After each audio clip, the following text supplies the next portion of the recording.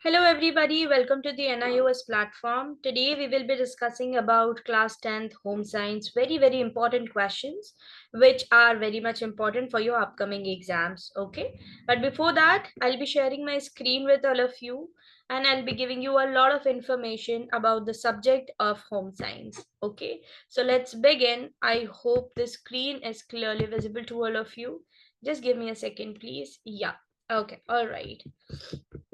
When you talk about the NIOS class 10th home science subject, so our code is basically 216. Okay.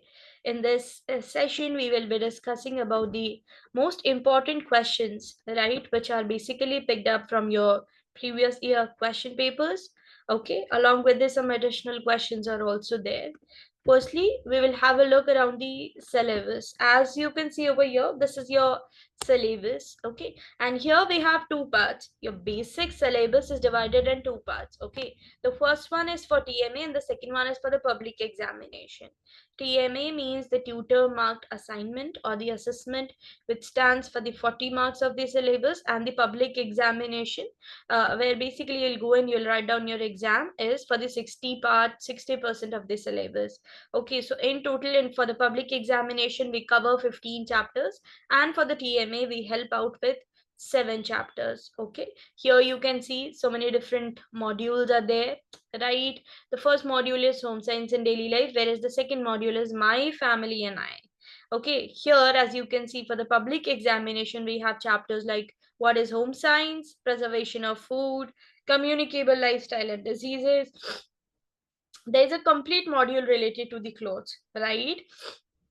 Next one which we have is housing. Okay, apart from this, we have some of the chapters related to psychology also, like life begins, my family and I, adolescence and charms. Along with this, you will be able to know about the importance of ethics in everyday life. Okay, and consumer be aware. So these kind of chapters you're going to be seeing in your syllabus. Okay, let's move ahead. So this is the basic instructions which you get for your examination.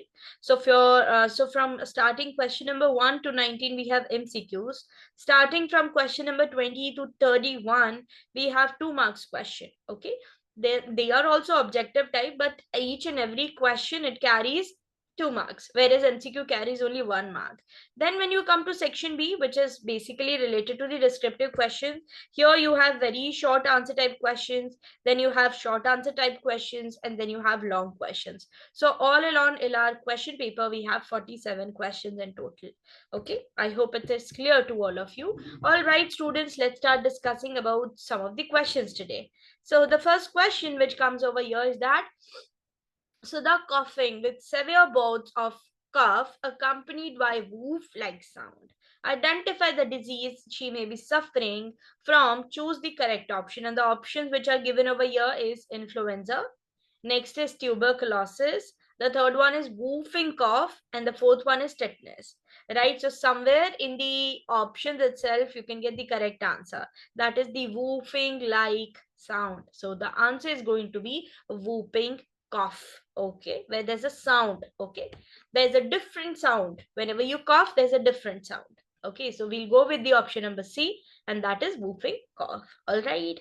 The next question is that the right age for a woman to give birth for her first child is, or to give birth to her first child is. Here, the correct option will be age group 20 to 35, right?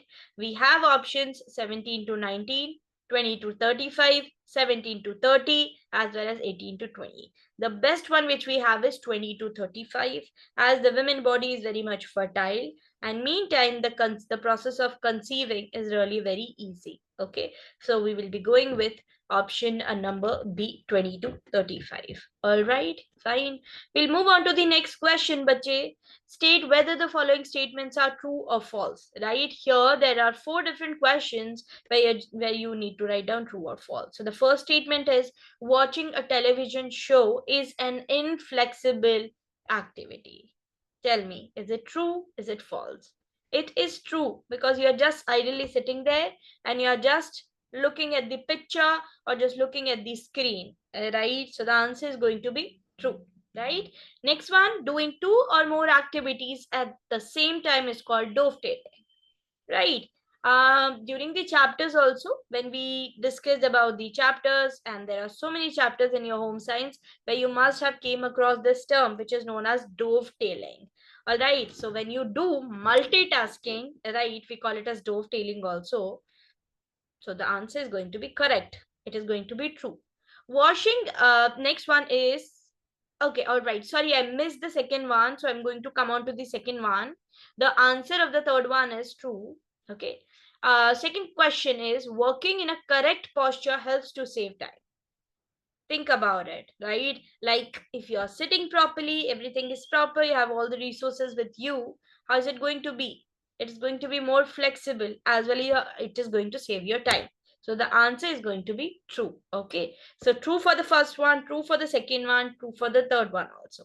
We'll come on to the fourth one. Washing bed sheets by hand is a heavy household activity. Those who have done this one, you already know the answer, that it is true, right? Because our bed sheets, our blankets, they are very much heavy to wash with hands. Okay, so all four questions, the answer is going to be true. True. Okay, all right. Fine. And next we will be moving towards our question number 4. What is meal planning? Right? So the answer will be, but firstly we'll discuss about the options: planning meals for a week, preparing meals in advance, deciding what to eat for each meal, or a process of planning and preparing meal to meet nutritional needs. Which one is the best one? Where you can find out two very important terms. First is planning and second is preparing, right? So our option is going to be, the correct answer is going to be option number D. Agree, right? Please mark it. Option number D. All right. Fine, everyone. We'll move on to the next question now. To combat morning sickness, pregnant women should eat. This is there in one of your chapter. I think the name of the chapter is Life Begins. Yeah. So the options are given over here, right? Dry toast, boiled rice, cornflakes, porridge. Tell me, which is going to be the first one, or which is going to be the correct one? Yes, the correct answer is going to be the dry toast, right? So for keeping away this kind of morning sickness means basically you're not feeling well, you're feeling like throwing up. Okay, so the answer is going to be dry toast. Option number A. All right, fine. We'll move on to question number 6 now. Which of the following is classified as a perishable food? What is this perishable food? What's the meaning of perishable food? Which can get destroyed easily, right? Okay, or you can say which is not suitable to eat after some time, right? Okay, options: green leafy vegetables, eggs, potatoes, onions. Yes, answer is going to be green leafy vegetables, right? In winters you can seriously see that we have a lot of green leafy vegetables at that time, but they come with a time slot, right? There's a deadline to use them, to cook them. Okay, answer option number A. Okay, next one which we have is question number 7. What is the mode of spread of tetanus? Right? There are different modes by which all the diseases can be transmitted. Basically, the communicable diseases. Okay. Here we are discussing about the tetanus. Okay. The option which we have with us is air, rusted items, food and water, mosquito bite. Answer is going to be option number B, rusted items. As soon as you get in contact with rusted item, there is a probability that you can catch tetanus. Okay, so option number B is going to be the correct answer. I hope you have noted down that. All right, we'll move on to question number 8 now. Nutrients may get lost in pressure cooker. What could be the possible reason for this? Right? Why do we say that nutrients uh, they are lost whenever we are cooking it in the pressure cooker or the method of pressure cooker? The option which we have over here is food cooked in its chopped very fine. Okay, food is cooked for longer duration, water used is discarded, very little water is used for cooking. See, very little water is used for cooking. It depends on what you are cooking, right? Okay, what kind of vegetable? If it is rice, so the water quantity depends on that. The best option which we have with us over here is this, that food is cooked for longer duration. right? Food is cooked for longer duration in which it can lose its nutrients. Okay, so option number B is going to be the correct one. All right, everybody, we'll move on to the next question now, right? Here we have some of the fill in the blanks. The first one is iron deficiency in the body leads to. Yes, iron deficiency in the body leads to anemia. Anemia, right? That's the name of the disease. Please note it down. Iron deficiency in the body leads to anemia. All right, fine. The next question which we have in front of us is the period of rapid physical and emotional changes between childhood and adulthood is called. What do you call it? Rapid. Try and remember. Rapid, very, very quick transformation. Physical and emotional changes between childhood and adulthood. Right? We call it as what? We call it as adolescence, right? We call it as adolescence. Next one, the ISI mark is used to certify the quality of dash goods. The quality of dash goods. Yes, industrial goods. Industrial goods. Answer is going to be industrial. Okay. Fourth one, colostrum is the first milk produced by the mother immediately after what? Immediately after what? Immediately after childbirth.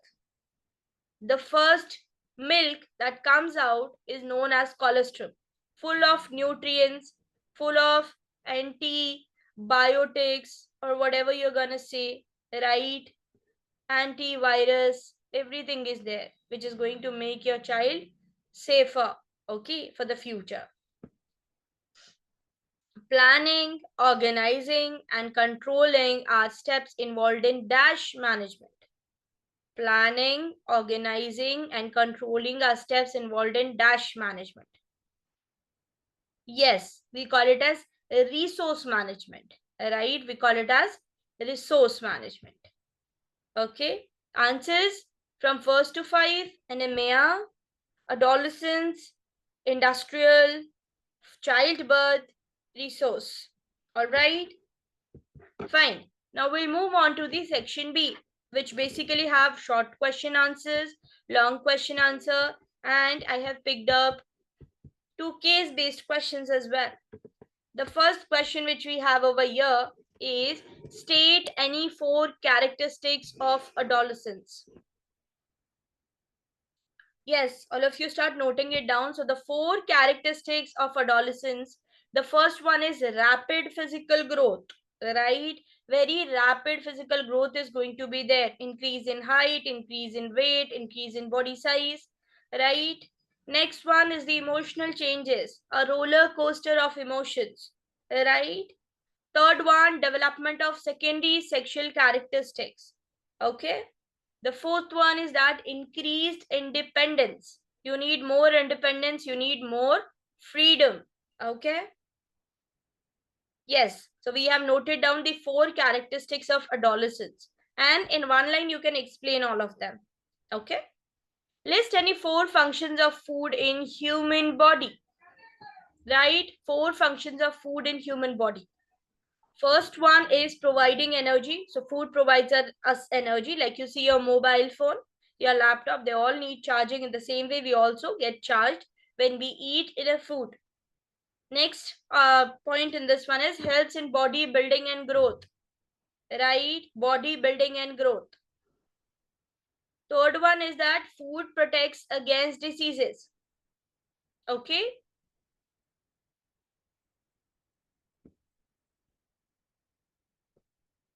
Protect against diseases.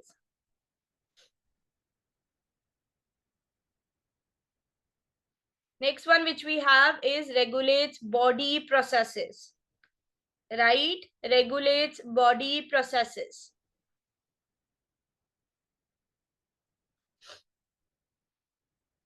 Understood, everyone? All right. Next question is what is meal planning? Mention any two factors affecting meal planning. Please note down, meal planning is the process of planning and preparing meals to meet the nutritional needs of the family members. Right? So what is the meaning of meal planning? It means that here you are planning and you are preparing the meals also. And what you are considering the nutritional needs of the family members. Right? Because food is going to provide you all kind of nutrition. Understood my point? Yes. All right. Fine. Now, the next question within this one is, mention any two factors affecting meal planning. Right? So, two factors which affect the meal planning. The first one is income of the family. Right? How much do you earn? That is going to affect the meal planning. Right? It depends on your affordability. And the next one is age and health condition of the family member.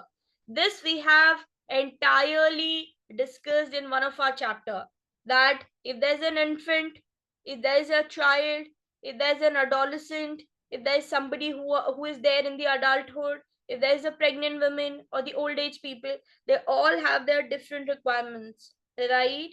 So on the basis of that, we will be planning our meals. Yes, so that's all about this one, bache. Next one is explain any two rights of a consumer. Right? Any two rights of a consumer. Consumer rights. This was there in one of your chapter number 22. Consumer, be aware, be aware. Write down the first one, right to safety. Protection, protection against hazardous goods. Something which is really bad for your health, right? Not of good quality, adulterated. Protection against all of that. Next one we have is right to information, that you have the right to know the quality, the quantity, as well as the price or whatever is being sold in the market. That's your right. Okay. Fine, everybody. We are done with short question answers. We will be moving towards the long question answers now. Okay. Yeah. Question number one, which we have over here, is the nutritional needs of a pregnant woman. Discuss the importance of a balanced diet during pregnancy. So the requirement for a pregnant woman is extra as compared to the other people, other family members. A pregnant woman needs more energy, protein, iron, calcium, folic acids, and other vitamins and minerals for the growth of the child, right?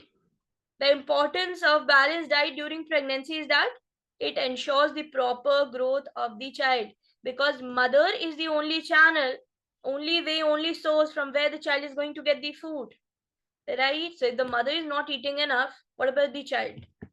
Maintains mother's health. Good diet is going to provide a lot of strength, a lot of power to a woman's body, right? It prevents the complication. If you eat good food properly, right, in a balanced way, it is going to prevent all kind of complications. Okay. Fourth one is that reduces risk of low birth weight. Right? If a woman is eating properly, everything is okay. So there's less risk of low birth weight. Premature baby with a very, very low weight. Right? So these are some of the points which you can consider as a part of your answer. And you can write down explanation. 2-line, 3-line explanation for each one of them. Next question which we have is define resource management and explain the steps involved in managing family resources effectively. Okay, so what's the meaning of resource management? The meaning of resource management is that you are doing proper planning, organization, and controlling of the resources, right? To achieve your family goals effectively. Some of the steps which are involved over here is this: planning, organizing, implementing. Fourth one is evaluating. First you need to plan, then you need to organize. Whatever you have planned, then you'll implement that, right? Then you will put focus on the execution, whether it's working or not. That comes to the part of evaluation. Okay, so the steps involved over here will be planning, organizing, implementing, All right, controlling or evaluating, because evaluation is also really very important, right? Why your exams are there? Because they want to evaluate how much you have learned. Okay, I hope you understood. So as I told you already, I have picked up two questions related to case or case study based questions, right? First one is this, that Reena is a 14-year-old girl who often skips breakfast and eats junk food with her friends. Recently, she feels tired and unable to concentrate in class, right? And this is, I think, not a new story. We have heard it already, right? Because this happens to most of the teens, right? Skipping breakfast is the biggest mistake of the day, right? Here they are asking you the first question, identify the possible nutritional problem, right? Suggest any 4 dietary improvement for Reena. And the third one is that why is breakfast important for adolescent? It is not only important for the adolescent, it is actually important for everyone, for you, for me, for everybody. All right, we'll start discussing about the answers now. Identify the possible nutritional problems. So that is going to be iron deficiency or the anemia. Right, so you can write down clearly iron deficiency, right? 4 dietary improvement for Reena is that she should start doing regular breakfast, very very important, because it's actually giving you the fuel for the day, right? Giving you a kind of charge, okay, energy, okay. Yeah, eat regular breakfast, include green leafy vegetables, maintain a balanced diet, right? Along with this, eat fruits and sprouts, very very important, full of fiber. Last one is avoid junk food, right? Okay, these are the 4 dietary improvements for Reena. Why is breakfast important for the adolescent? So breakfast is important because it provides us energy, as well as it improves your concentration, it maintains your metabolism, as well as it prevents your weakness. If you are eating good food, that does not mean all kind of junk food. No, once in a while, once in a week, you can eat junk food. That's okay, right? That's acceptable. Okay, but not every day. Fine. So breakfast is really important for everybody. Next question which we have is that Mr. Sharma purchased an Electrica and without checking for any standard mark, within a week it stopped working and caused a minor electric shock. Which consumer right has been violated in this case? We have already read about this one in chapter number 22. Whenever you buy something, there are some of the mark which you need to check. Standardized marks, just like ISI mark is there. So this person has bought something, a kind of electric iron, and minor shock is there after purchasing it. Okay, within a week it stopped working, right? And a lot of problems are there now. So here the question is asked that which consumer right has been violated in this case. That is right to safety. Okay, because we all have the right for the safety, right? In the market nobody can sell these kind of stuff which are really very bad for our health. Mr. Sharma could have lost his life because of the shock, right? So the answer is going to be right to safety. All right, students. So these were some of the important questions which I have picked up for all of you. I hope you really enjoyed this session. Okay. Thank you so much. Bye bye. Good night.